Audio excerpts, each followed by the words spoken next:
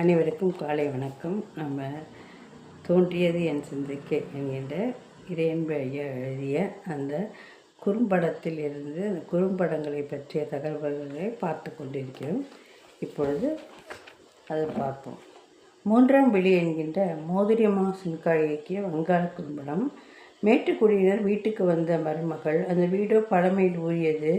அவர்கள் வசிக்கும் பெரிய வீட்டை விற்கக்கூடாது என மாமனார் பிடிவாதம் பிடிக்கிறார். கணவனும் அவ்வளோ பெரிய வீட்டை பராமரிப்பது எவ்வளோ சிரமம் என்று விளக்குகிறான். அவனுடைய பார்வை நடைமுறை வாழ்க்கைக்கு உகந்தது. பெற்றோரோ பழைய பஞ்சாங்கம், மருமகளோ புதுமை பெண். திறமைகள் உள்ள அவளுக்கு பணிக்கு செல்ல வேண்டும், பரிமளிக்க வேண்டும் என்று விரும்புகிறாள்.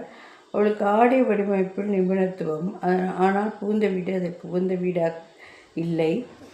அவள் கல்கத்தாவில் போட்டு ஆடை வடிவமைப்பாளரிடம் பணிக்கு செல்ல முடிவெடுக்கிறாள். மாமியாரும் முற்றிலும் எதிர்ப்பு. அவளோ அதற்கு மேலும் விருப்பத்தை விட்டுத்தர சம்மதிக்கவில்லை. கணவன் கனிவானவன், அவன் உணர்வுகளை புரிந்து கொண்டவன். அவன் ஆதரவில் பணிக்கு செல்ல தொடங்கிறாள். அப்போது வங்காளத்திற்கே உரிய துர்கா பூஜை.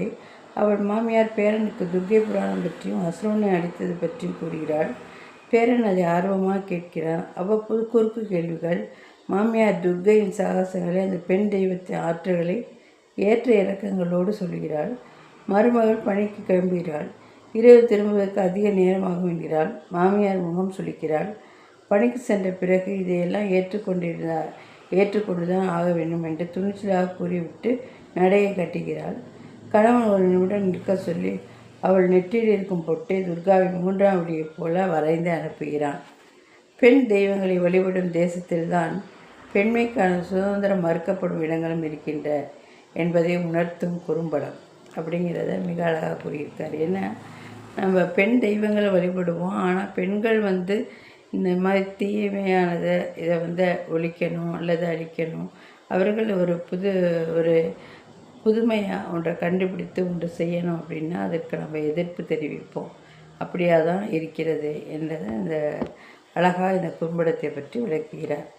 அடுத்து ரசித்த கவிதை எல்லோருக்கும் வரலாறு இருக்கிறது, எல்லோருக்கும் ஒரு நிகழ் அவசியம் இருக்கிறது. இரண்டும் சந்திக்கிற புள்ளியில் கொஞ்சம் பேர் மட்டுமே இருக்கவும் முடிகிறது அப்படின்னு சொல்லி, அந்த மாதிரி கடந்த காலத்திலே பாதி நேரம் நம்ம வாழ்க்கையை தொலைச்சிடும் அப்படிங்கிறத சொல்லியிருக்காரு. இந்த மாதிரி இவருடைய நம்ம குறும்படங்களை பற்றி நம்ம பார்த்துட்ருக்கோம். இதே போல் லேனா தமிழ்மான எழுதிய ஒரு பக்க கட்டுரையும் நம்ம இனிமேல் பார்ப்போம். அனைவரும் லைக் செய்ய, சப்ஸ்கிரைப் செய்ய, அதே போல்